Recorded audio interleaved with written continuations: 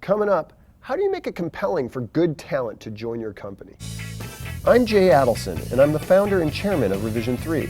I've started and built a number of companies.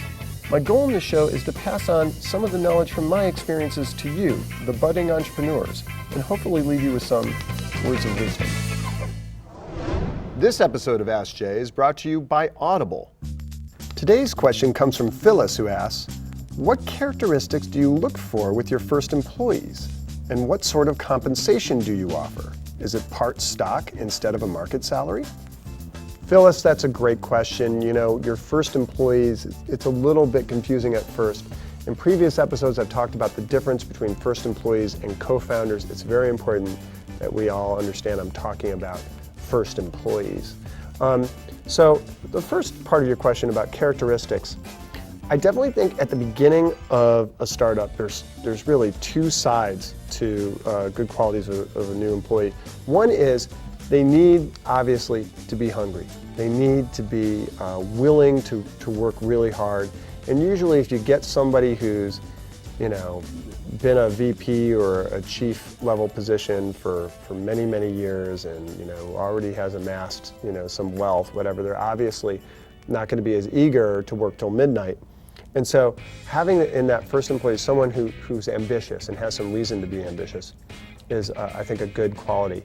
Another important quality, though, is someone who has the ability to wear many hats. They may be a jack of all trades and a master of none.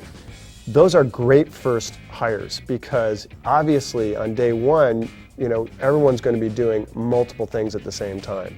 As you grow, you're going to want to narrow those folks down into more specific roles around expertise.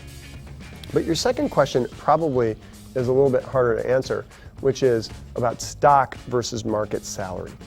Now, at the beginning of a company, you've taken some angel money. Obviously, you're pre-revenue, you don't have tons of cash coming into the business. And so at this point in your company's life cycle, you can't really afford to pay competitive rates for salary. It's just not realistic. And someone who may not have worked for a startup before, you give them an offer that is significantly less than the offer they can get at like a big company next door. It seems a little off. So the way you balance that out is, yes, you offer them stock options in your company. Now, in the dot-com boom and then later the Web 2.0 boom, I think that these options were very attractive to these new employees as an alternative to salary. I do think, though, it's changing. I think that given the volatility of the markets and the change in the economy, less and less new hires are confident that stock will ever be worth anything. They're thinking, frankly, more about their pocketbooks. And so it's going to be harder and harder to use stock, which does mean that one of two things has to happen. One, you have to be willing to spend more money on these employees with a slightly more competitive rate. And the other option is to give them way more equity than you normally would.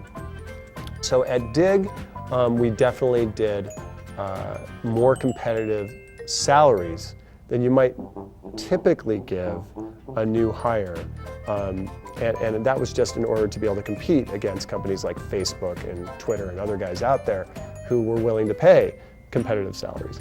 And I think that was a risk that our investors needed to accept, and we went with it, and I think it worked out in our favor. As far as equity is concerned, this depends a lot on your investors.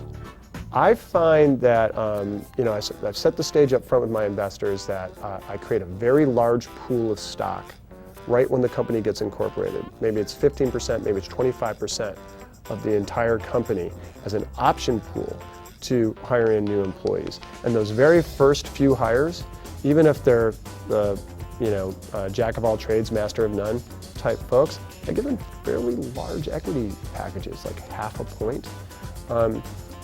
This is, I think, how you deal with paying them substandard salary for a period of time.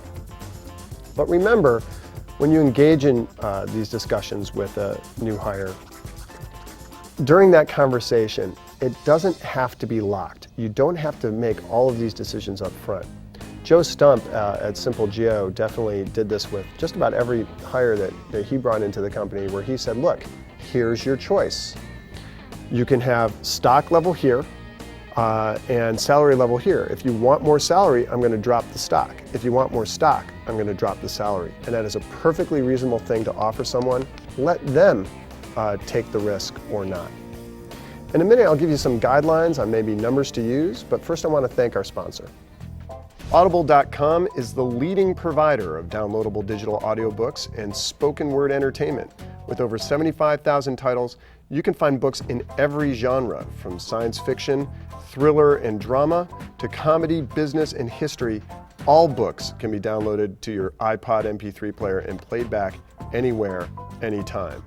So go to audiblepodcast.com/AskJay to get a free audiobook download of your choice when you sign up today.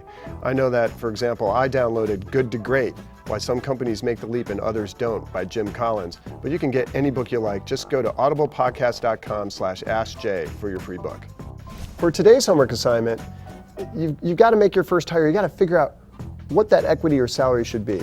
So definitely some great resources. I know salary.com and other websites exist that you can see what the competitive marketplace currently is doing. So you know at least what their other offers out there look like. Definitely start with those resources. But on the equity side, assuming they're not a co-founder and they're a first hire, in a tech business, I don't think it's unreasonable to offer as much as a quarter point for a good initial tech employee.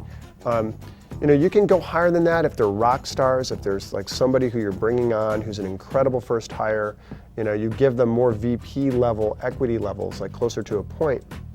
And of course, if you're hiring someone who's actually going to be an executive in your company, I think giving anywhere from 0.75% of a point to maybe as much as 1.5% is completely reasonable for a first hire. Now, there are different views on this. Obviously, you could start it higher or start it lower, but also remember that you have the opportunity to add more. You can come back to this every year and do refresh option grants, and boards and venture investors are used to doing that on as much as an annual basis. Every time you give away this stock, it's on a vesting schedule for 4 years. So, you're just going to keep that employee there longer by giving them more. So all of these are options, just giving you some general guidelines. That's today's show. Please, again, send your questions to AskJay@revision3.com. The fact of the matter is, we're getting tons of questions through AskJay@revision3.com. We want to see some video questions on YouTube. We're not afraid of your face. Please send in your video response. We may even include it here in the show. And give that a try. That's the Ask Jay Adelson channel on YouTube. Or you can follow me on Twitter at Jay Adelson, and happy to get your questions that way. But, again, thank you for all your interest and your questions, and until next time.